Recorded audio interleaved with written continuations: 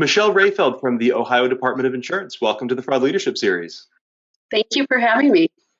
All right, this thing is all about insurance fraud, yet it was your childhood dream to be an FBI agent. So clearly that didn't happen. What happened? Well, yes, you are correct. When I was growing up, we had a family friend who was in the FBI, and he really did have an influence on, what I wanted to be growing up. I was always into murder mysteries. I was always into mafia movies, and one of my goals was to investigate mafia-related activities that were happening in New York. So I, declared my major at that time as accounting, took accounting classes even in high school so I could gear up for that.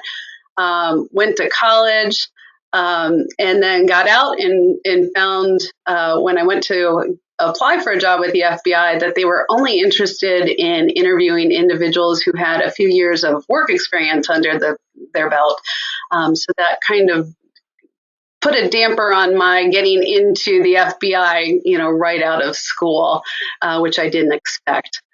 So what happened from there? Did you just say, all right, let's do insurance instead? Actually, I didn't. And being 21 at the time, I had a couple different things I wanted to do. And, if I couldn't be an FBI agent, I wanted to take companies public on the New York Stock Exchange. So I don't think you could have two different, more different career paths if you tried. So I went to my stock brokerage that I worked for during the summers off to get a job with them. Unfortunately, the market had crashed right when I graduated college, and that firm had laid everyone off. But they encouraged me to go work for an insurance company. So then I could get my Series 7 and then come back to work for them when the market improved. So that was really the start of my insurance career, so to speak. I became a licensed agent at that point, selling life and health insurance. And while it's a very fulfilling career for some, at 21, it was not for me. My friends didn't need life insurance. They didn't need health insurance because it was offered by all employers back then.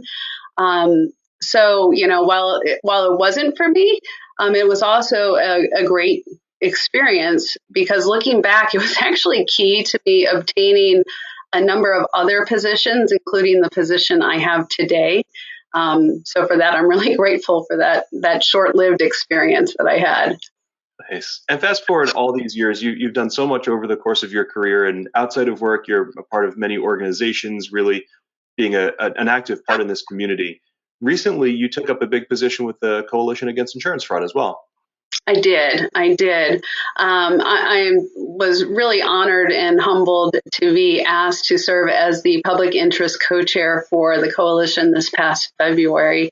I had served on the executive board of the coalition for several years and have been a member of the coalition for years on end. So when Matthew Smith asked me if I would have an interest in replacing Tom Donahue from the Pennsylvania Fraud Prevention Authority when he stepped down to go elsewhere, I couldn't have been more honored and thrilled because the coalition is just such a fantastic organization. Absolutely. Yeah, we love working together with them, make the industry more honest, right? It's a very shared goal between all of us. So I've got to ask, you clearly didn't end up in the FBI career field. You're very happy with where you did end up. Have you gotten to investigate any mafia crimes in your career path? I can't say that I ever investigated any mafia crimes, but I have investigated organized crime as part of the insurance fraud cases that we have done. We've got organized crime rings doing staged auto accidents. When I was in workers' compensation, we actually had a Greek mafia ring trying to defraud the system that we investigated. So while I didn't specifically end up investigating mafia-related activities, I've done other organized crime investigations instead. So it's been really fun. Nice. Well, I'd love to hear some of the war stories. It sounds like you've had a really interesting career, and it's really nice to get to know you a little bit better and look forward to our next chat here on the series. Great. Thank you so much for having me. Thanks, Michelle.